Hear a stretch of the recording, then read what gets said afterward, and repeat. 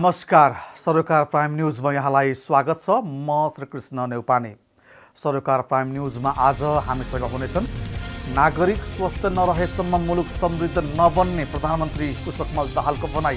नागरिकको स्वास्थ्य राज्यको पहिलो कर्तव्य बन्ने उल्लेख। स्वास्थ्य बीमाले नागरिकको स्वास्थ्य सेवामा पहुँच पुगेको भन्दै बीमा कार्यक्रमलाई थप प्रभावकारी बनाइने जिकिर। स्वास्थ्य सेवालाई ग्रामीण क्षेत्रमा सहज बनाउनु पर्ने खाँचो रहेकाले जनशक्ति उत्पादनमा ध्यान दिन स्वास्थ्य मन्त्रालयलाई निर्देशन। गठबन्धनमा फाटो ल्याउने एमालेले सकेसम्मको बल लगाए पनि असफल भएको नेकपा एकीकृत समाजवादीका अध्यक्ष माधव नेपालको भनाई। सत्ता गठबन्धनभित्रै खेलेर आफ्नो पार्टी सक्ने ध्याउनमा एमाले रहेको आरोप। एमाले सोचे जस्तो आफ्नो पार्टी कमजोर नभएको तर्क। नेपाल र चीनबीच घनिष्ठ सम्बन्ध भएको कतिपय मुलुकलाई राम्रो नलागेको नेपाल भ्रमणमा रहेकी चिनिया विदेश उपमन्त्री सुन हाइयानको टिप्पणी। अन्य मुलुकले नेपाल र चीनको सम्बन्धमा खेल्न खोजेको उपमन्त्रीको आरोप। आफ्नो नेपाल भ्रमणमा राजनैतिक दलसँग संयुक्त परामर्श गर्नुको कारण पनि दुई देशबीचको सम्बन्धलाई सुमधुर बनाउनमै केन्द्रित रहेको दाबी। उत्तर कोरियाले पानीमाथि उडान भर्ने क्रुज क्षेपणास्त्रहरू प्रहार गरेको दक्षिण कोरियाले लगाएको आरोप सम्बन्धी समाचारसहित अन्य थुप्रै खबर आज हामीसँग हुनेछन्। तर सबभन्दा पहिले आजका मुख्य हेडलाइन।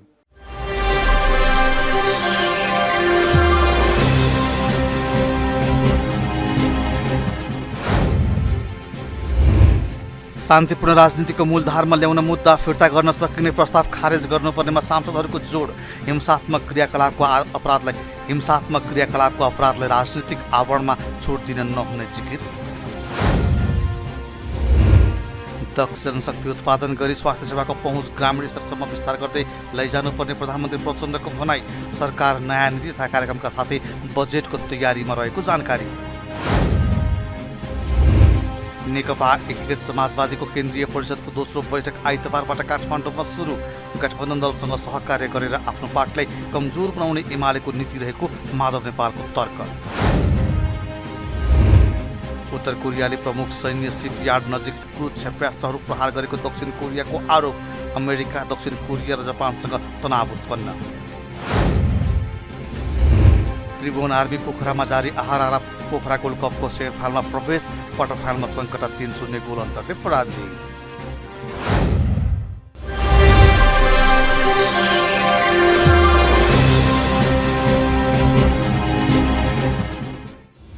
सरोकार प्राइम न्यूज अब विस्तारमा। सांसदहरूले हिंसात्मक क्रियाकलापमा संलग्न भएका राजनीतिक दलका नेता तथा कार्यकर्तामाथि लागेका मुद्दा फिर्ता लिन सक्ने प्रस्ताव खारेज हुनुपर्नेमा जोड दिएका छन्। सिंहदरबारमा आइतबार बसेको प्रतिनिधि सभा अन्तर्गतको कानून न्याय तथा मानवाधिकार समितिमा केही नेपाल ऐनलाई संशोधन गर्न बनेको विधेयकमाथिको छलफलका क्रममा उनीहरूले राजनीतिलाई अनुशासित र मर्यादित बनाउनुपर्ने भन्दै राजनीतिको मूलधारमा ल्याउने नाममा मुद्दा फिर्ता लिन सक्ने प्रस्ताव खारेज गर्नुपर्नेमा जोड दिएका हुन्। हिंसात्मक क्रियाकलापको अपराधलाई राजनीतिक आवरणमा छुट दिन नहुने उनीहरूको भनाइ छ। बैठकमा समिति सदस्य रघुजी पन्तले राजनीतिक गतिविधिहरू शान्तिपूर्ण हुने कुरा संविधानमा रहेको भन्दै त्यस विपरीत कुनै कानून ल्याउन नहुने बताउनुभयो। हिंसात्मक क्रियाकलापमा लागेर पैसा कमाउने र त्यसपछि राजनीतिमा आउने बाटो दिन नहुने उहाँको भनाइ छ। उहाँले प्रस्तावित प्रावधान जस्ताको तस्तै पारित भए अपराधीहरूलाई राजनीतिक आवरणमा हत्या हिंसा मचाउने बाटो खुल्ला हुने उल्लेख गर्नुभयो। हामी संविधान, हाम्रो बनेको संविधानले मुलुकको राजनीतिलाई कुन दिशातिर ओरिएन्ट गरेको छ, कुन दिशातिर निर्देशित गरेको छ भन्दाखेरि अब मुलुकका सबै प्रकारका राजनीतिक गतिविधिहरू शान्तिपूर्ण हुन्छन्। शान्तिपूर्ण रूपले मुलुकका कुनै पनि समस्यालाई समाधान गर्न सकिन्छ र अब हत्या हिंसा गर्नु पर्दैन र हत्या हिंसाको नाममा कुनै आपराधिक गतिविधिलाई छुट पनि दिइँदैन भनेर भन्ने छ। यो धारा राम्रै मैले 7-8 चोटि पढेको दफा 64। यो पढ्नुहोस्। 15 जना अपराधी मिलेर 5 जना अपराधी मिलेर राजनीतिक दल खोल्ने, तपाईँले ओपन गरिदिनु खोल्ने, अनि मजाले तर्साउने धम्काउने। अहिले हाम्रो मान्य अमरेशीले भने जस्तो मजाले पैसा उठाउने। अब पुग्यो 2-4 पुस्ताले पुग्यो भनेपछि अब हामी शान्तिपूर्ण राजनीतिमा आउन चाहन्छौँ भनेर अनि संविधान मानेर हामी राजनीतिमा आउन चाहन्छौँ भन्दाखेरि त्यसको लागि बाटो खोल्यो। यसले राजनीतिको अपराधीकरण मात्रै गर्दैन। यो जस्ता तस्तै पास हो भने यसले त अपराधीहरूलाई राजनीतिक वातावरणमा हत्या हिंसा मचाउने बाटो खुला गरिदिन्छ।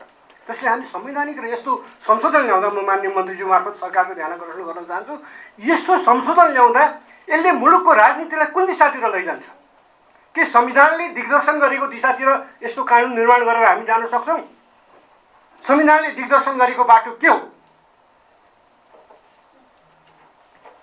र अर्कोतिर फेरि म त मान्य मन्त्रीज्यू आउनुभन्दा अगाडिको होला यो, तर के अरे हामीले गरेका यस्ता कतिपय गतिविधिहरूमा सर्वोच्च अदालतले पटक पटक त्यो प्रावधानहरूलाई नमानिकन उसले आफ्नो फैसला गरेको छ। र कानुन निर्माण गर्दाखेरि हेर्नुपर्ने एउटा महत्त्वपूर्ण कुरा के हो भनेखेरि जुन फैसलाहरू सर्वोच्च अदालतका आएका छन् ती फैसलाहरूलाई अध्ययन गरेर कानुन निर्माण गरिन्छ। त्यस्तै समिति सदस्य सुमना श्रेष्ठले राजनीतिक आवरणमा अपराधीहरूलाई प्रोत्साहन गर्ने प्रावधान हटाउनु पर्ने बताउनुभयो। उहाँले उक्त प्रावधान राख्नुले नियतमा शंका गर्ने पर्याप्त आधारहरू देखिएको बताउनुभयो। यो दफा ठ्याक्क सुटुक्क छिराइएको जस्तो अनुभान हुन्छ। माथितिर के छ, राप्तीको छ, त्योभन्दा तलको के छ, यो क्याटेगोरी अनुसार पनि ल्याउन सकिन्थ्यो। यो कसरी ल्याइएको छ, मैले यसको नियतमा शंका गर्ने पर्याप्त यो ग्राउन्ड्स भेट्छु। यो कस्तो भन्दाखेरि यति धेरै राख्दिउँ, यति धेरै कानुनहरू एकैचोटि परिमार्जन गरिदिउँ ताकि यो चिप्लिएर कसैले नपढिकन सुटुक्क पास गर्न पाए भन्दा भइहाल्यो नि भनेर त्यो हिसाबले यो यत्रो मोटो विधेयक यसरी ल्याइएको जस्तो पनि लाग्छ। त्यस्तै समिति सदस्य ज्ञानेन्द्र शाहीले कुनै पनि दलले राजनीतिक आस्थाका आधारमा अपराध गरेपछि उन्मुक्ति दिँदा मुलुक अफगानिस्तान हुने खतरा रहेको बताउनुभयो। कुनै पनि दलले राजनीतिक आस्था राखेर सडकमा बम पड्कायो, हत्या गर्यो, हिंसा गर्यो, मान्छे मारे पनि उसले राजनीतिक आस्था राख्ने बित्तिकै उसलाई लागेका मुद्दा उप तपाईँको मुद्दा फिर्ता लगिनेछ भनियो भने त भोलि हाम्रो देश त अफगानिस्तान हुन्छ। आज प्रहरी कमजोर बनाइएको छ, राज्यले सुरक्षा सेना, नेपाली सेना कमजोर बनाइएको छ, समूहलाई बलियो बनाइएको छ। यसले भोलि के हुन्छ भने सानसाना समूहहरू जन्मिने, ती समूहहरूले हत्या गर्ने, हिंसा गर्ने, अनि प्रत्येक पटकका सरकारले, अब नेपालको सरकारको त टुङ्गो छैन हैन, बरु पानी आज पर्छ कि पर्दैन भन्ने कुराको पोखरामा टुङ्गो होला, तर नेपालको सरकारको टुङ्गो छैन। कति दिने हो, कति महिना हो, यस्तो किसिमको अवस्था र जुन व्यवस्थाले यो कानुन यदि पारित गरियो भने आज ल ठिकै छ। यो विधेयक ल्याउने कानुन मन्त्रालयका माननीय मन्त्रीज्यू पनि यही हुनुहुन्छ हैन। अब यो अस्ति विधेयक त हामीले संसदबाटै यसलाई अगाडि बढाउनु हुँदैन भनेर विरोध प्रस्ताव पनि अगाडि पेश गरेका थियौँ। त्यतिखेर बहुमतका साथ यो ल्याउनुपर्छ भनेर अगाडि बढाइयो, तर एकछिन यसलाई गहिरो अध्ययन गरौँ त ल हामी त बाँच्छौँला, केही छैन। तर यो विधेयक लागू र यदि यो ऐन बन्ने बित्तिकै के तपाईँका छोराछोरीहरू भोलि यो देशमा सुरक्षित हुन्छन्? बैठकमा कानुन, न्याय तथा संसदीय मामिला मन्त्री धनराज गुरुङले अहिलेको प्रस्ताव तत्कालीन अवस्थामा समस्या सम्बोधन गर्न ल्याइएको भन्दै अहिले सांसदहरूको सुझावहरूलाई स्वीकार गरेर अघि बढ्ने बताउनुभयो। उहाँले उक्त प्रावधानका आधारमा आफ्नो नियतमा प्रश्न नगर्न आग्रह गर्नुभयो। उहाँले विधेयक समितिमा आए पनि त्यसलाई समृद्ध बनाएर पठाउन सक्ने जिकिर गर्नुभयो। उहाँले समितिको निष्कर्षलाई सरकारले स्वीकार गर्न तयार रहेको बताउनुभयो। एकले अर्कोलाई नियतमाथि प्रश्न उठाउँदै जाने, ड्राफ्ट कसरी गरिस्, पुरानो बोरा बाँधेर राखेर रहेछ, थुपुको ल्याएर खोलिदिया मात्रै हो। अघि नै माननीय एकजना माननीय सदस्यले भन्नुभयो त तत्कालीन अवस्थामा विप्लव समूह थियो, विप्लव भन्ने पार्टीको एउटा पार्टी थियो, त्यसको समस्या सम्बोधन गर्नका लागि पनि र तराई मधेसमा एउटा सिके राउतको एउटा पार्टीले विखण्डनको नारा बोकेर हिँडिराखेका थियो, त्यसलाई सम्बोधन गर्नका लागि पनि तत्कालीन अवस्थामा यो चाहिँ नि ड्राफ्ट ठिकै पनि मानिन्थ्यो होला। तर अब चाहिँ यो काम लागेन भने अघि भर्खरै सुरुमै बोल्नुभयो माननीय सदस्यले, यो पनि बोलेर जानुभएको छ संशोधनकर्ता माननीय सदस्यले। यति कुरा सुनिसकेपछि त्यसपछि फेरि उही प्रश्न दोहोरिएको छ। त्यस कारणले गर्दाखेरि अब वास्तवमा यो हामी यो राजनीतिमा यत्तिकै आइहाल्यो कि फत्तर आकाशबाटै खसेर मन्त्री भइहाल्यो कि क्या हो, त्यो ढङ्गले सोच्न हुँदैन। जनताकै लागि, हामीले पनि त जनताकै लागि देशकै लागि भनेर कलिलो उमेरबाट रगत बगाउँदै आएकै छौँ त। समितिको सम्पत्ति भएको छ, समितिको साथीहरूले माननीय सदस्यहरूले छलफल गरेर जे भन्नुहुन्छ त्यो गर्न तयारी छु भनेर भन्दै पनि गुलेलीले हाने छ अनि खालि मट्याग्रहको नाश नगर्नुहोस् भनिरहेको छु म। कतिपल्ट भन्नु, केटाकेटी आए गुलेली खेलाए मट्याग्रह नाश भने जस्तो समयको नाश भएको छ। यो कुरा हाम्रो माननीय महेश वर्दौलाई खुब सहयोग गर्नुहुन्छ मलाई क्या। केही नेपाल ऐनलाई संशोधन गर्न बनेको विधेयकको दफा 64मा शान्तिपूर्ण राजनीतिको मूलधारमा मुद्दा फिर्ता ल्याउन सकिने प्रस्ताव गरिएको छ। प्रधानमन्त्री पुष्पकमल दाहाल प्रचण्डले दक्ष जनशक्ति उत्पादन गरी स्वास्थ्य सेवाको पहुँच ग्रामीण स्तरसम्म विस्तार गर्दै जानुपर्नेमा जोड दिनुभएको छ। आइतबार बालुवाटारमा पाटन स्वास्थ्य विज्ञान प्रतिष्ठानको 12औं सभालाई सम्बोधन गर्दै प्रधानमन्त्री प्रचण्डले ग्रामीण क्षेत्रमा स्तरीय स्वास्थ्योपचारको व्यवस्था मिलाउन दक्ष तथा सामाजिक उत्तरदायित्वको भावनाबाट अभिप्रेरित डाक्टर लगायतका स्वास्थ्य कर्मीहरू उत्पादन गरी स्वास्थ्य सेवाको पहुँच ग्रामीण स्तरसम्म विस्तार गर्दै जानुपर्नेमा जोड दिनुभएको हो। उहाँले मानव विकास परिसूचाङ्कमा पछि परेका तथा गुणस्तरीय स्वास्थ्य सेवामा कम पहुँच भएका नागरिकहरूलाई बढी लाभान्वित तुल्याउने गरी आफ्नो सेवामा सुधार ल्याउन प्रतिष्ठानलाई निर्देशन दिनुभयो। समुदायमा आधारित सेवा प्रवाह गर्नु प्रतिष्ठानको उत्तम पहल भएको उल्लेख गर्दै प्रधानमन्त्री प्रचण्डले यस्ता कार्यक्रमलाई अन्य मिल्दोजुल्दो कार्यक्रमलाई समेटेर अझ बढी सशक्त बनाएर अगाडि बढ्न पनि निर्देशन दिनुभयो। आम नागरिक स्वास्थ्य नभइकन नेपालको विकास र समृद्धि सम्भव नभएको भन्दै प्रधानमन्त्री प्रचण्डले सबैको पहुँच पुग्ने गुणस्तरीय सर्वसुलभ स्वास्थ्य सेवा आजको आवश्यकता भएको जिकिर गर्नुभयो। तपाईहरु सबैलाई थाहा छ, हामी अब सरकारको नयाँ नीति कार्यक्रम र बजेटको तयारी प्रक्रियामा प्रवेश गरि नै सकेका छौं। म यहाँहरुलाई विश्वास दिलाउन चाहन्छु, यो पटक यसको लागि प्रतिष्ठानको लागि आवश्यक बजेटको व्यवस्था गर्न पहल गरिनेछ। यो विश्वास म तपाईहरुलाई दिलाउन चाहन्छु। सुलभ र गुणस्तरयुक्त शिक्षा तथा स्वास्थ्य सेवा प्रवाह गरी आर्जित आयबाट आत्मनिर्भर स्वास्थ्य संस्थाको रूपमा सञ्चालनमा रहेको यस प्रतिष्ठानको भौतिक पूर्वाधार विकासका लागि प्रतिष्ठानले तयार गरेको गुरुयोजना अनुरूप आवश्यक भौतिक संरचना निर्माणलाई प्राथमिकतामा राखी कार्यान्वयन गर्न नेपाल सरकारका सम्बन्धित सबै निकायहरूलाई म विशेष निर्देशन पनि गर्न चाहन्छु। विश्वास छ सम्बन्धित सबैबाट पनि आवश्यक सहयोग हुने नै छ।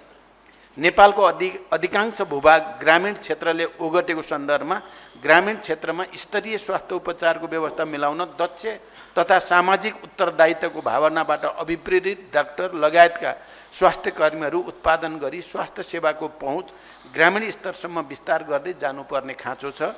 यस तथ्यलाई मध्यनजर गरी मानव विकासका परिसूचकाङ्कमा पछि परेका तथा गुणस्तरीय स्वास्थ्य सेवामा कम पहुँच भएका नागरिकहरूलाई बढी लाभान्वित तुल्याउने गरी आफ्नो सेवामा सुधार ल्याउन प्रतिष्ठानलाई विशेष आग्रह गर्न चाहन्छु। सार्वजनिक स्वास्थ्य संस्थाहरू सबल र सुदृढ भए मात्र सर्वसाधारण नेपाली दिदीबहिनी दाजुभाइहरूले सर्वसुलभ स्वास्थ्य उपचार सेवा प्राप्त गर्न सक्ने तथ्य कोभिड-19 महामारीले स्पष्ट गरिसकेको छ। उहाँले सरकार नयाँ नीति तथा कार्यक्रमका साथै बजेटको तयारीमा रहेकाले स्वास्थ्य क्षेत्रमा पर्याप्त बजेट छुट्याउने प्रतिबद्धता व्यक्त गर्नुभयो। नेकपा एकीकृत समाजवादीका अध्यक्ष माधव कुमार नेपालले जनताको निराशा र आक्रोशलाई उपयोग गरेर राजनीतिक अस्थिरता र सामाजिक सद्भाव खलबलाउने काम भइरहेको बताउनु भएको छ। आइतबारबाट काठमाडौँमा सुरु भएको पार्टीको केन्द्रीय परिषदको दोस्रो बैठकमा राजनीतिक प्रतिवेदन प्रस्तुत गर्दै अध्यक्ष नेपालले संघीयता, धर्मनिरपेक्षता मान्ने र विरोध गर्ने राजनीतिक शक्तिहरू मुलुकमा रहेको र उनीहरू बीचको टकरावका कारण राजनीतिक अस्थिरता र सामाजिक सद्भाव खलबलाउने काम भइरहेको बताउनु भएको हो। उहाँले प्रतिपक्षीमा रहेको एमाले पनि संसदमा नकारात्मक भूमिका निर्वाह गरिरहेको र मुलुकलाई अस्थिरतातर्फ ढकेल्न खोजेको आभास भएको जिकिर गर्नुभयो। नेपालले माघ 11 गते सम्पन्न राष्ट्रिय सभा सदस्य निर्वाचनका क्रममा कोशीमा भएको भोट क्रसको विषयले गठबन्धनमा कुनै असर नपर्ने भन्दै दलभित्र छलफलको विषय बनेको पनि बताउनुभयो। निर्वाचन अघि आफ्नो पार्टीलाई कमजोर बनाउन गठबन्धनमा सहकार्यको छलफल एमाले गरे पनि सफल हुन नसकेको उहाँले बताउनुभयो। सरकारले जनपक्षीय काम गर्ने प्रयत्न गरिरहेको भन्दै अध्यक्ष नेपालले भ्रष्टाचार नियन्त्रण र सुशासन सम्बन्धी काम अझै गर्नुपर्ने आवश्यकता रहेको बताउनुभयो। उहाँले पार्टीलाई जनता माझ लैजाने र थप बलियो बनाउँदै अघि बढ्नुपर्ने धारणा राख्नुभयो। संघीयता पक्षधर, संघीयता विरोधी, धर्मनिरपेक्षतावादी र धर्मसापेक्षतावादी आदि विभिन्न क्षेत्रका राजनीतिक शक्तिहरू उपस्थित छन्। यी शक्तिहरू बीच अनेक प्रकारले द्वन्द्व चलिरहेको छ। यसरी चलिरहेको द्वन्द्वले गर्दा मुलुकमा राजनीतिक अस्थिरता पैदा गर्ने प्रयत्न एक वा अर्को ढङ्गले भइरहेको छ। अहिले प्रतिपक्षमा रहेका दलहरूले जस्तासुकै विषयमा पनि संसद अवरोध गर्ने गरेका छन्। सत्ताच्युत भएर प्रमुख प्रतिपक्षमा पुगेको एमाले अत्यन्त गैरजिम्मेवार ढङ्गले नकारात्मक भूमिका निर्वाह गरिरहेको छ। विभिन्न ढङ्गले सरकार सञ्चालनमा रहेको वर्तमान गठबन्धन तोड्न उद्धत छ।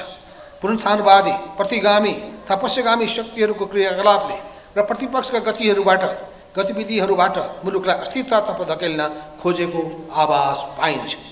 यस्तो अवस्थामा संसद पार्टी कामको र वर्ग सङ्घर्षको एउटा महत्त्वपूर्ण मोर्चा बन्न पुगेको छ। वर्तमान अवस्थामा सङ्घीय संसदका दुवै सदन र सबै प्रदेश सभाहरूमा हाम्रो पार्टीको प्रतिनिधिहरूले संसदीय मोर्चालाई रचनात्मक ढङ्गले कुशलतापूर्वक राष्ट्र जनताको हितमा आम जनतासँग एकाकार भई राम्रोसँग उपयोग गर्न र वर्ग सङ्घर्षलाई सञ्चालन गर्न सक्नुपर्दछ। पार्टीको आम नीति र निर्वाचन घोषणापत्र अनुसार राष्ट्रियता, लोकतन्त्र, सुशासन, सामाजिक न्याय, मानवाधिकार र जनसरकारका विषयहरूलाई सशक्त ढङ्गले अघि बढाउन निरन्तर लागिरहनु पर्दछ। हाम्रो पार्टीले अझै हाम्रो पार्टीको राजनीतिक दिशाअनुसार उठाएका सामाजिक आर्थिक रूपान्तरणको मुद्दालाई विस्तृत रूपमा व्याख्या गर्दै नेपाली राजनीतिको दिशाबोध गर्ने र वाम आन्दोलनको नेतृत्व गर्ने नेताको रूपमा पार्टीलाई स्थापित गर्न विशेष ध्यान दिनुपर्दछ। स्थानवादी, यथास्थितिवादी, पश्चिमगामी र प्रतिगामीहरूको सामाजिक सभालाई खरबल्याउने र मुलुकलाई प्रतिगम र पश्चिम दिशामा धकेल्ने षड्यन्त्र क्रियाकलापहरू त भ्रष्टाचार, कमिसनखोरी, अनियमितता र तस्करीको विरोध र भण्डाफोड गर्ने, मुलुकको सामाजिक आर्थिक विकास, सामाजिक सुरक्षा, सुशासन, सामाजिक न्यायको पक्षमा समाजवादीका दिशा अवलम्बन गर्दै नेपाली विशेषताको समाजवाद निर्माण गर्ने मान्यताका साथ समाजवादी मोर्चा निर्माण गर्ने विषय रणनीतिक महत्त्वको संयुक्त मोर्चा निर्माणको विषय रहेको छ। यस मोर्चालाई ठिक ढङ्गले परिचालन गर्न सकियो भने समाजवादीका दिशा अवलम्बन गर्ने र नेपाली विशेषताको समाजवाद निर्माण गर्ने कार्यमा मोर्चाका घटक दलहरूको बीचमा सहकार्य गर्ने आधार अझै बढ्दै जानेछ। राष्ट्रिय सभाका 19 पदमा भएको निर्वाचनमा सत्तारूढ दलको गठबन्धनले आपसी समझदारीमा भागभण्डा गरेका थिए, जसअनुसार नेपाली कङ्ग्रेसले 10 सिट, नेकपा माओवादी केन्द्रले 6 सिट, नेकपा यसले 2 सिट र जसपाले 1 सिट हुने गरी भागभण्डा भएको थियो। तर कोशी प्रदेशको महिला क्लस्टरमा गठबन्धनको भोट क्रस भएर सत्ता गठबन्धनको तर्फबाट उम्मेदवार बनेकी नेकपा माओवादी केन्द्रको प्रतिनिधिलाई हराउँदै नेकपा एमालेका प्रतिनिधि निर्वाचित भई जित हासिल भएको स्थिति छ। नेकपा एमाले गठबन्धनमा रहेका दलहरूसँग सहकार्य गर्ने र गठबन्धनलाई कमजोर बनाउने नीति लिएको थियो। राष्ट्रिय सभाको निर्वाचनमा गठबन्धनसँग सहकार्यका लागि एमाले वार्ता, छलफल र संवाद गरे पनि वास्तवमा त्यो सबै भनेको हाम्रो पार्टीका विरुद्धमा नै लक्षित थियो। यस अर्थमा पनि त्यो सहमति सफल हुन सकेन। यो सत्ता गठबन्धनका दलहरू एकजुट भएर एक ठाउँमा उभिसकेपछि नेकपा एमालेको उक्त प्रयत्न हामीलाई कमजोर बनाउने प्रयत्न असफल भयो। यस्तो अवस्थामा नेकपा एमाले राप्रपासँग गठबन्धन गर्न पुग्यो। यस परिणामले कोशी प्रदेशमा 1 सिट जितेर यो निर्वाचन नेकपा एमाले 0 वटा जोगिन पुगेको छ। राष्ट्रसभाको निर्वाचनको परिणामले सत्ता गठबन्धनमा उलटफेर हुने अवस्था नरहे पनि भोट क्रसिङको विषयले गठबन्धनका दलहरू मात्र होइन हरेक दलभित्र छलफलको यो विषय बन्न पुगेको छ। विरोधी, जनविरोधी, लोकतन्त्र विरोधी क्रियाकलापहरू तथा भ्रष्टाचार, तस्करी, अनियमितता, सामाजिक भेदभाव, जाति विभेद, छुवाछुत, अन्धविश्वास र कुरीतिहरू, महिला हिंसाका विरुद्ध जनचेतना फैलाउने काममा पार्टीले अगुवाई गर्ने र सामाजिक चेतना अभिवृद्धि गर्न विभिन्न ढङ्गले लाग्ने तथा जलवायु परिवर्तन, वातावरणीय प्रदूषण, सामाजिक न्याय र मानवाधिकार सम्बन्धी मुद्दाहरूमा जनताको चेतना अभिवृद्धि गर्ने अभियान सञ्चालन गर्ने र प्राकृतिक प्रकोप तथा विपद जोखिम न्यूनीकरणमा जोड दिँदै विपदमा परेका जनतालाई राहत सहयोग गर्ने अभियान सञ्चालन गर्ने आदि विषयहरू सामाजिक आन्दोलन सम्बन्धी अर्को महत्त्वपूर्ण कार्यभार रहेको छ। कार्यक्रममा नेकपा समाजवादीका उपाध्यक्ष बेदुराम भुसालले गैर कम्युनिस्ट पार्टी र एनजिओ विधानको नक्कल गरेर क्रान्तिकारी कम्युनिस्ट पार्टी बनाउन नसकिने जिकिर गर्नुभयो। उहाँले देशभरको कम्युनिस्टको विधान अध्ययन गरेर लोकतान्त्रिक विधान तयार गर्नुपर्नेमा जोड दिनुभयो। गैर कम्युनिस्ट पार्टीका विधानको नक्कल गरेर क्रान्तिकारी कम्युनिस्ट पार्टी बनाउन सकिँदैन। एनजिओहरूका विधानको नक्कल गरेर क्रान्तिकारी कम्युनिस्ट पार्टी बनाउन सकिँदैन। हामीले जनवादी केन्द्रीयताको सिद्धान्तको रूपमा संसारभरिका कम्युनिस्टहरूले अवलम्बन गर्ने र हामीले त्यसलाई अलिकति लोकतान्त्रिक ढङ्गले प्रयोग गर्ने भनेर जुन किसिमले विगतदेखि नै प्रयास गर्दै आएका छौँ त्योभन्दा धेरै बाहिर गएर हामीले क्रान्तिकारी कम्युनिस्ट पार्टी बनाउन सक्दैनौँ। त्यसैले लेनवादी सङ्गठनात्मक सिद्धान्त अनुसार चल्ने जहाँ जनवाद पनि हुन्छ केन्द्रीयता पनि हुन्छ, जनवाद र केन्द्रीयताको अन्तर सम्बन्ध हुन्छ, संयोजन हुन्छ। त्यस्तो पार्टी बनाएर चलाउनका निम्ति कस्तो विधान बनाउनुपर्छ त्यसका निम्ति गहन छलफल गरौँ भन्ने उद्देश्यले जुन बैठक बोलाइएको छ। एकीकृत प्रस्ताव बनाउन अझै हामीले सकेका छैनौँ, अझै छलफल गरेर गरौँ भनेर हामीले अझै छलफलमै यी वैकल्पिक प्रस्तावहरू कमरेडहरूको बिचमा प्रस्तुत गरेका छौँ, कमरेडहरूलाई वितरण गरेका छौँ। यसभन्दा अगाडि स्थानीय कमिटीहरूमा, प्रदेश जिल्ला कमिटीहरूमा सकियो भने पालिका तहको कमिटीमा पनि छलफल गरौँ भनेर पनि केही समय अगाडि पठाइएको थियो। कतिपय ठाउँमा कमरेडहरूले छलफल गर्नुभएको छ, कतिपय ठाउँमा कमरेडहरूले छलफल गर्न भ्याउनु भएको छैन। यहाँ बसेर हामीले यस विषयमा जुन कमरेडहरूको बिचमा वितरण गरिएको छ यसमा हामीले निर्वाचन आयोगमा पेश गरेको अन्तरिम विधान छ र त्यस विधानमा संशोधन गर्नका निम्ति आएका केही वैकल्पिक प्रस्तावहरू छन्, तीन बनाएर पनि प्रस्तुत गरिएको छ। यसमाथि छलफल गरौँ र एउटा असल क्रान्तिकारी सच्चा क्रान्तिकारी कम्युनिस्ट पार्टी निर्माण गर्नका निम्ति के कसरी जान सकिन्छ भन्ने निष्कर्षहरू निकालौँ। यी निष्कर्षहरू धेरै महत्त्वपूर्ण हुनेछन्। त्यस्तै नेकपा समाजवादीका महासचिव घनश्याम भुसालले पार्टीभित्रको विधि विधान बनाउँदा प्रविधिको प्रयोग गरेर देशैभरबाट सुझाव लिएर अघि बढ्नुपर्ने बताउनुभयो। उहाँले सम्पूर्ण लोकतान्त्रिक गतिकारका साथ पार्टीलाई अनुशासित पार्टी बनाउँदै वाम विकल्प दिनका लागि पार्टीलाई लैजानुपर्ने धारणा राख्नुभयो। अहिले देशभरिमा कुनै एउटा मुद्दामा हामीले छलफल गर्नु पर्यो, निर्णय लिनु पर्यो भनेदेखि केन्द्रीय कमिटी, राष्ट्रिय परिषद मात्रै होइन देशभरिको सबै कमरेडहरूले एकसाथ भोटिङ गर्न सक्ने टेक्नोलोजीको विकास भएको छ। मुलुक संसार धेरै अगाडि बढेको छ। आज यो संसारको यो विज्ञान प्रविधिलाई उपयोग गरेर एउटा के भन्छौँ भने हामी राजनीति शास्त्रमा जसले कम शासन गर्छ त्यो राम्रो शासन हो भन्ने चलन छ।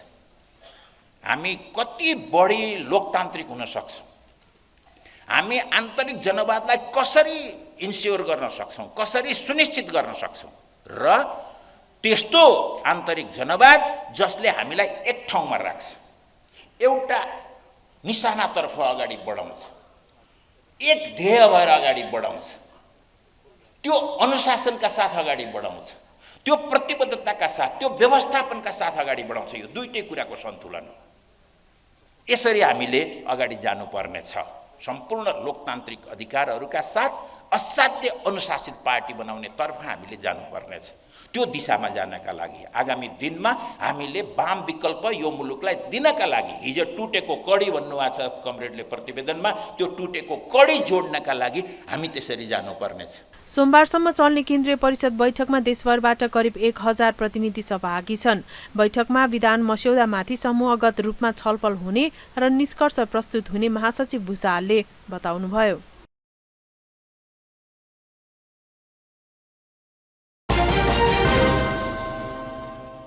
नेकपा एमालेका अध्यक्ष केपी शर्मा ओलीले एसिड आक्रमणलाई रोक्न प्रभावकारी कानून बनाउनु पर्नेमा जोड दिनुभएको छ। आइतबार काठमाडौँमा नेपाली चलचित्र नमेटिने घाउको घोषणा कार्यक्रममा अध्यक्ष ओलीले भविष्यमा यस्ता घटना दोहोरिन नदिन प्रभावकारी कानून बनाउनु पर्नेमा जोड दिनुभयो।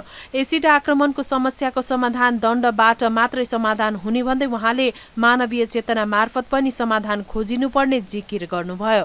भरपर्दो कानून निर्माण, अपराधीलाई सजाय र त्यसबाट शिक्षा समेत दिनु सक्नुपर्ने उहाँको भनाइ छ। ओलीले अपराधीलाई मृत्युदण्ड नै दिनुपर्छ भन्ने पक्षमा आफू नरहेको भन्दै उहाँले अन्य प्रभावकारी सजायहरू दिनुपर्ने धारणा राख्नुभयो। हजारौंमा लाखौंमा एउटा कहिले कहिले अर्कै चिज गर्नुपर्दा अर्कै तर हामी चर्चा गरिरहेका छौँ यस्तो अन्जानमा हुन सक्ने कुराहरू जान गरिएको जघन्य अपराध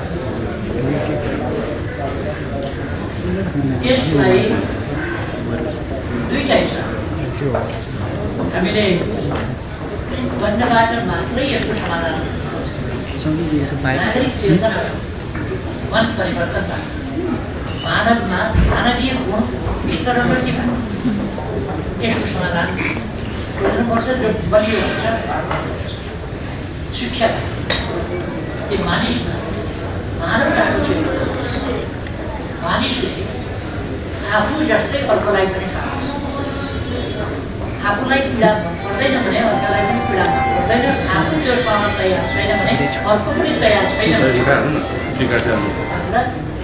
त्यस्तो बुझेर जानिकन अरूलाई यस प्रकार अमानवीय दुःख दिन्छ भने कानुनले त्यसलाई भरपर्दो गरी नियन्त्रण गर्नुपर्दछ र कानुन या दण्ड सजायको अर्थ यो कुनै अपराधीलाई सजाय दिने र त्यसबाट अरूलाई शिक्षा दिने त्यस्तो अपराध गर्यो भने यस्तो दण्ड पाइदिरहेको शिक्षा दिने त्यसका निम्ति प्रभावकारी कानुन शिक्षा प्राप्त गर्ने उनीको कानुन यसमा मलाई मृत्युदण्ड नै हुनुपर्छ भन्ने कुरा चाहिँ लाग्दछ मृत्युदण्डभन्दा अरू प्रकारका सजायहरू हामीले दिनुपर्छ र चेतना अभिवृद्धि गर्ने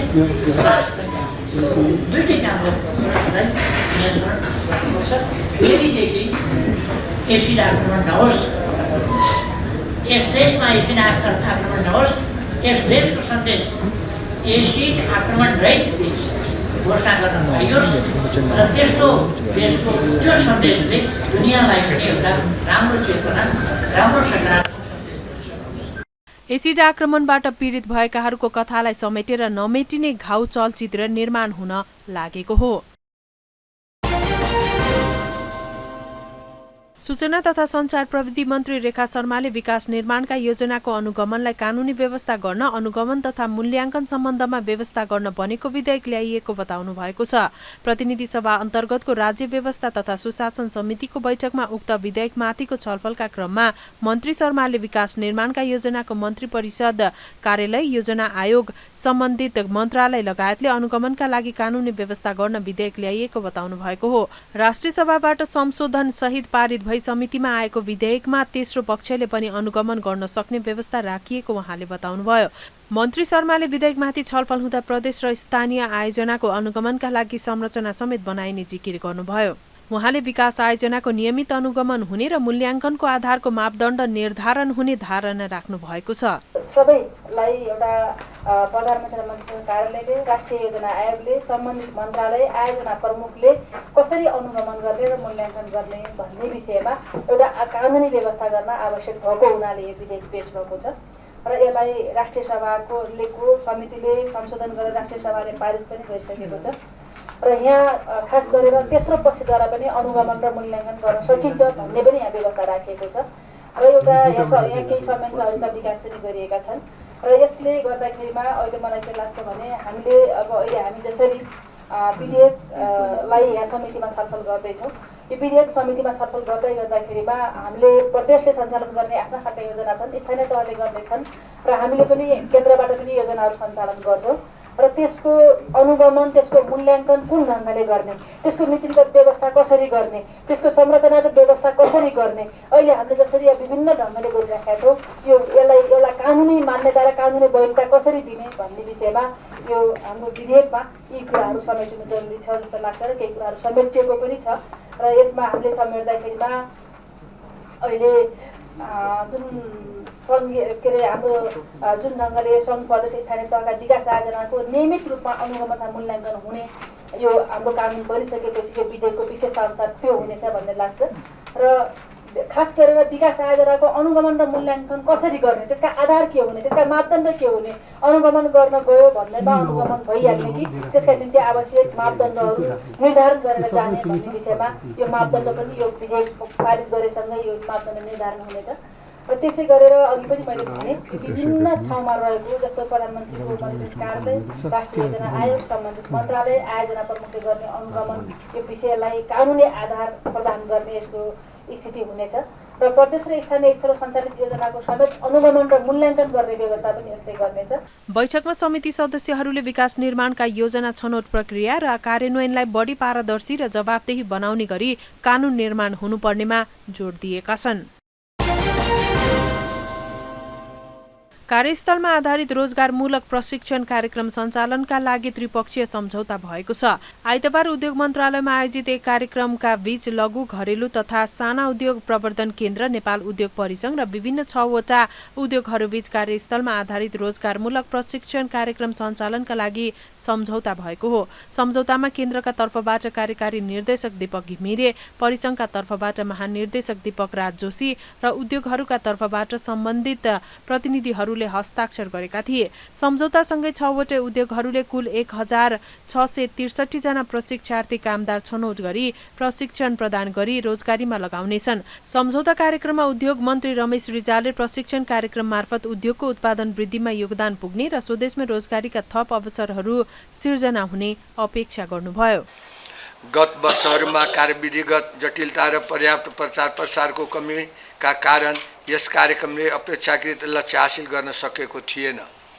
गत वर्ष लक्ष्यभन्दा अत्यन्त न्यून जनशक्तिलाई मात्र यस कार्यक्रममा सहभागी गराउन सकिएको थियो। विगतका कमी कमजोरीलाई मनन गर्दै यस आर्थिक वर्षमा उद्योग क्षेत्र सम्बन्ध विभिन्न निजी क्षेत्र समेतको राय परामर्श लिई कार्यक्रम सञ्चालनको लागि मन्त्रालयले नयाँ कार्यविधि लागू गरेको छ। सोही अनुसार लघु, घरेलु तथा साना उद्योग प्रवर्धन केन्द्र मार्फत इच्छुक उद्योग वा सम्बन्ध महासङ्घ र सङ्घलाई आवेदन आह्वान गरिएको थियो।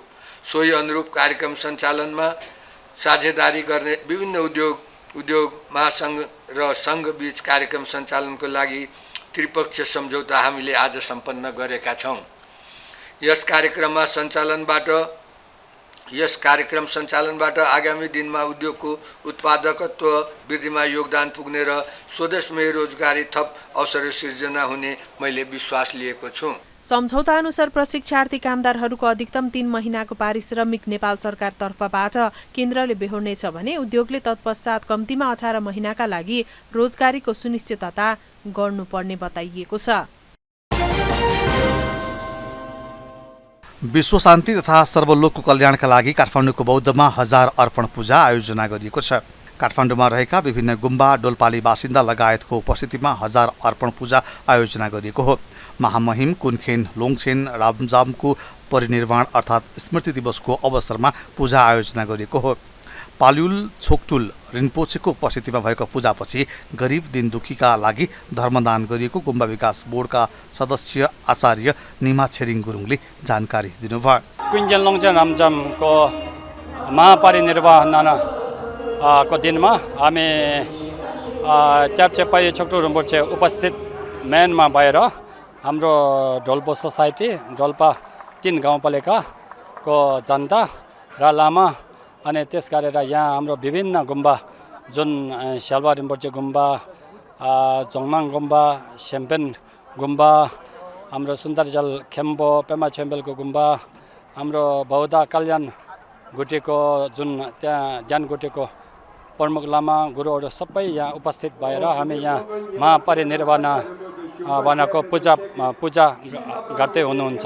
यो पूजाको मुख्य उद्देश्य भनेको चाहिँ जुन पूजा छ, आज बिहान हामी 9 बजेदेखि 12 बजेसम्म चाहिँ हामीलाई बुम्चोक छेम्बो भन्ने चाहिँ जुन बुद्ध भगवान भयो, त्रिरत्न भयो, गुरुहरू भयो, देवताहरूलाई अनि हामीले जुन नराम्रो पाप हाम्रो पहिलो जन्म त्यस्तो घटेको चाहिँ हामीले त्यो घटाओस् अनि त्यस मार्फत हामीले यो पूजा गरेपछि पुण्य कमाएपछि हाम्रो अब जुन नेक्स्ट लाइफ त्यसको लागि अब एकदम राम्रो जन्मियोस् अनि सुख शान्ति पाओस् अनि उच्च जुन मानिसमा चाहिँ हामी जन्म ल्याओस् अनि शान्ति ल्याउने एउटा जुन मानिस जन्म्यो भनेर त्यो लक्ष्य सँगै अनि हाम्रो दिउँसो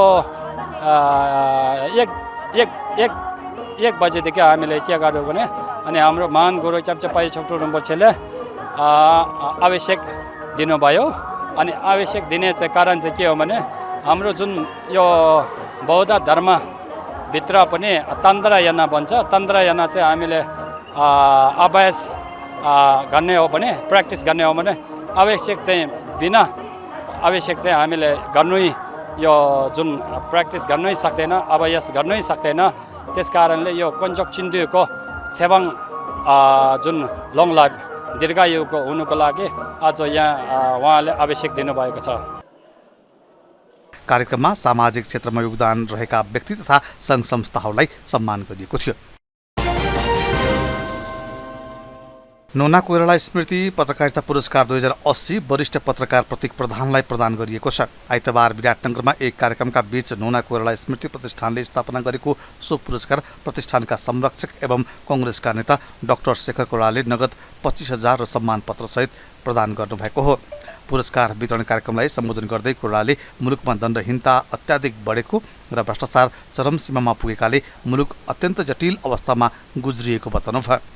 उहाँले प्रजातन्त्र भनेको आवधिक निर्वाचन र बोल्न पाउने अधिकार मात्र नभएको स्पष्ट पार्दै जनताको जीवनस्तर सुधार गर्न नसकिए प्रजातन्त्रको कुनै अर्थ नहुने धारणा राख्नुभयो। अहिलेको अवस्था कस्तो छ भने देश दण्डहीनताको चरम सीमामा पुगेको छ। भ्रष्टाचारले हामी सबैलाई गाँजेर राखेको छ। अप्ठ्यारो परिस्थितिमा देश छ, अत्यन्तै अप्ठ्यारो परिस्थितिमा छ। कानुनी शासन सुशासन भन्ने कुरा त राज्य र कानुनी राज्य र सुशासन भन्ने कुरा त छँदै छैन भने पनि हुन्छ। त्यो अवस्थाबाट हामी गुज्रिरहेका छौँ। अहिले हामीहरू प्रजातन्त्र भन्छौँ, लोकतन्त्र भन्छौँ, के को लागि, किन गरे? जनताको जीवनस्तरलाई सुधार्न सकेनौँ, कानुनी शासन हामीले राज्य बनाउन सकेनौँ, सुशासन दिन सकेनौँ भने प्रजातन्त्रको माने हुँदैन। यो कुराहरू एकदम बेसिक फन्डामेन्टल कुरा हो। त्यस्तै पुरस्कृत वरिष्ठ पत्रकार प्रतीक प्रधानले पत्रकारहरूले पुरस्कार पाउनका लागि भन्दा पनि जनतालाई सुसूचित गर्न लागि पर्नुपर्ने धारणा राख्नुभयो। उहाँले पार्टी पत्रकारिता नभई पत्रकार स्वतन्त्र हुनुपर्ने उल्लेख गर्नुभयो। पोखरामा रहेको सूर्यदर्शन बचत तथा ऋण सहकारी संस्थाको रकम हिनामिना अभियोग लागेका वर्तमान अध्यक्ष थान बहादुर बुढा मगर र पूर्व अध्यक्ष भूपेन्द्र राई विरुद्ध इन्टरपोलले डिफ्युजन नोटिस जारी गरेको छ। अब उनीहरू पनि विश्वभरका प्रहरीका फरार सूचीमा रहनेछन्। ग्यालेक्सी टेलिभिजनका अध्यक्ष गीतेन्द्र बाबु जीवी राई विरुद्ध गत शुक्रबार डिफ्युजन नोटिस जारी गरेको सूचना आएको थियो। सूर्यदर्शन सहकारीका संस्थापक अध्यक्ष समेत रहेका जीवी राई सहित वर्तमान र पूर्व अध्यक्ष विरुद्ध सहकारीको रकम हिनामिना सम्बन्धी मुद्दामा कास्की प्रहरीले डिफ्युजन नोटिसको प्रक्रिया अघि बढाइने प्रहरी प्रधान कार्यालयलाई अनुरोध गरेको थियो। त्यसपछि प्रहरी प्रधान कार्यालयले राई विरुद्ध नोटिस जारीका लागि इन्टरपोललाई 2 साता अघि मात्रै पत्राचार गरेको थियो। जीवी राई सहित 19 जना विरुद्ध सहकारीको 1 अर्ब भन्दा बढी रकम हिनामिना गरेको अभियोगमा कास्की जिल्ला अदालतमा मुद्दा विचाराधीन रहेको छ। भौतिक पूर्वाधारका संरचना निर्माणाधीन अवस्थामा रहेको पञ्चकोट पछिल्लो समय बागलुङको प्रमुख पर्यटकीय आकर्षणको रूपमा लिन थालिएको छ। पञ्चकोटको सुन्दर दृश्यको रूपमा समेत विकास हुँदै आएको छ। बागलुङको प्रसिद्ध धार्मिक पर्यटकीय स्थलको रूपमा विकास हुँदै गएको पञ्चकोटमा घुम्न आउने पर्यटकको संख्यामा वृद्धि भएको छ। पञ्चकोटमा प्रत्येक दिन 500 देखि 1000 सम्म आन्तरिक पर्यटक आउने गरेका छन्। जिल्ला सदरमुकामबाट नजिक तथा पक्की सडकका कारण आन्तरिक पर्यटकको रोजाइ बनेको छ। पञ्चकोटमा हालसम्म करिब 30 करोड खर्च भइसकेको छ। पञ्चकोटमा 108 फिट अग्लो कलश निर्माण समेत थालिएको छ। अबको 7 वर्षभित्र 4 अर्बको लगानीमा सम्पूर्ण रूपले भौतिक पूर्वाधारको रूपमा विकास गर्ने गरी काम भइरहेको स्वामी कमल नयन आचार्यले बताउनुभयो। तरी हाम्रो 71 सालमा शिलान्यास भयो, सबै प्रकारका महानुभावहरूलाई राखेर तदनुसारले मैले आशा लिएको थिएँ। तर के भने भूकम्प भयो, त्यसपछि कोरोना भयो, यहाँले भने जस्तै प्रकारले यसले गति लिन सकेन। र पनि गति नलिएको त होइन, अन्यत्रभन्दा धेरै नै गति लिएको छ। यहाँ आउनेको घुइँचो लाग्छ, शनिबारको दिनमा भिड धेरै हुन्छ। र पनि अब अरू मठ मन्दिर भन्दा हामीले विभिन्न ठाउँमा गरेका छौँ। यो गण्डकी कलश जो हुन्छ, एउटै गण्डकी कलश, बाहिरबाट हेर्दा कलश, भित्र 15 तले घर बराबरको, जसमा ऐनी भने 2000 देखि 1500 मान्छेहरू यहाँ अटाउन मिल्ने प्रकारका मान्छेहरू हुने, त्यस्तो प्रकारको कार्यको लागि 4 अरब यसको पैसा, करिब 4 अरब जति रुपियाँ खर्च हुने हो। र मलाई लाग्छ अब यदि सबै जनता जनार्दन र सरकारको सहयोग रहन गएको खण्डमा यो कार्य करिब यहाँले सोधे जस्तै 5 देखि 7 वर्षको अन्तरालमा करिब 4 अरबको 400 करोडको लागतमा यो कार्य सम्पादन हुन सक्ला विश्वास लिएका छौँ। अब ध्यान गर्ने ठाउँ, योग गर्ने ठाउँ, पाठ गर्ने ठाउँ, उपासना आराधना गर्ने ठाउँ, जस्तै यो हामीले अहिले यो ढलानमाथि बसेका छौँ, 5 तला भएको, 5 छाना भएको यो हवन मण्डप पनि हो, यज्ञालय पनि हो, यो निर्माण भएको छ। र काम गर्न यो अलिकति पहाड भएकाले पहिले त खुट्टे राख्न पनि गाह्रो हुन्थ्यो, अलि कठिन भएकाले समय त लाग्ने नै छ। हेरौँ अब राष्ट्रका प्रतिनिधिहरूले कसरी साथ दिनुहुन्छ, जनता जनार्दनहरूको के दृष्टि हुन्छ, त्यही अनुसारले यसको निर्माण हुनेछ।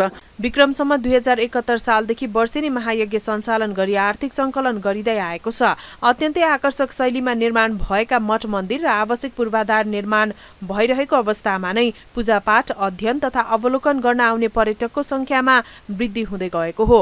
समुद्री सतहदेखि 1100 मिटरको उचाइमा अवस्थित पञ्चकोटबाट अन्नपूर्ण, धौलागिरी, नीलगिरी लगायतका दर्जन बढी हिम श्रृङ्खला देख्न सकिन्छ। नेपाली कांग्रेसका महामन्त्री गगन थापाले मुलुक केही नेताहरूको बन्धकमा परेका कारण सङ्कटमा पर्दै गएको बताउनु भएको छ। संवाद यात्राका क्रममा आइतबार विराटनगरको गुराँस पुस्तकालयमा आयोजित कार्यक्रममा महामन्त्री थापाले अहिलेको समस्या भनेको सीमित मानिसले मुलुक कब्जा गरेको आरोप लगाउनुभयो। उहाँले पार्टी निर्वाचन र सञ्चालन पद्धति नमिलेका कारण पनि देश केही नेताहरूको सिन्डिकेट बन्न पुगेको जिकिर गर्नुभयो।